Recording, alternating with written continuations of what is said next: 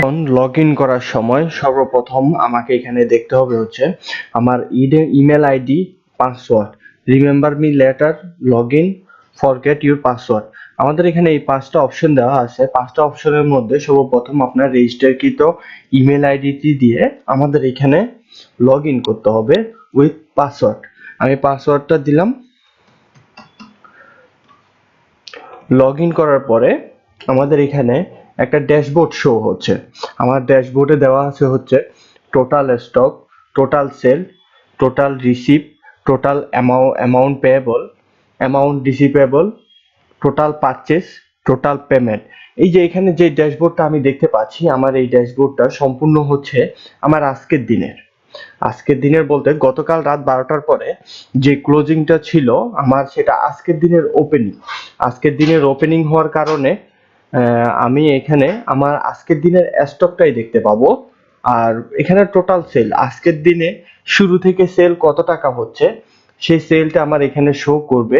Total receive মানে overall receive process means হচ্ছে আজকের দিনে আমার কাস্টমারের কাছ থেকে কিংবা আমি যাদের কাছ থেকে টাকা পাবো তাদের কাছ থেকে আমি কত টাকা রিসিভ করছি সেই রিপোর্টটা এখানে শো হবে। টোটাল একটা অ্যামাউন্ট রিপেয়েবল মিনস হচ্ছে আমার সাপ্লায়ারকে কয় টাকা দিতে হবে সেটা এইখানে টোটালটা শো হবে। মানে সাপ্লায়ারদের যে সামেশন, টোটাল সামেশনটা আছে সেই সামেশনটা আমার এখানে শো করবে।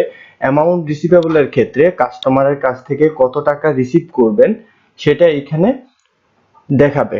আর টোটাল পারচেজ বলতে আজকের দিনের শুরু থেকে আমি কত টাকা পারচেজ করছি। টোটাল পেমেন্ট, আমি সাপ্লায়ারকে কত টাকা পেমেন্ট করছি। আর লাস্ট হচ্ছে ইউজার মিনস হচ্ছে আপনি কয়জন ইউজারকে পারমিশন দিচ্ছেন যে আপনার এই সফটওয়্যারটা ইউজ করার জন্য, সেটা এখানে দেখাবে আপনাকে। তার ডান পাশে দেখুন আমার একটা অপশন দেওয়া আছে SM জয়নাল আবেদীন। SM জয়নাল আবেদীনটা চেঞ্জ করে আমি প্রোফাইলে গেলাম।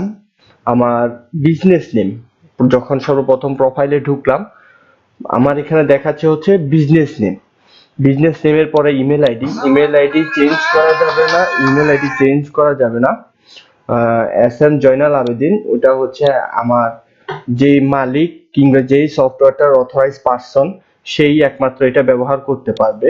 মোবাইল নাম্বার চাইলে চেঞ্জ করতে পারবেন। এখানে BD দেওয়া আছে মিনস বাংলাদেশ, ঢাকা, আর postal code just update promotion.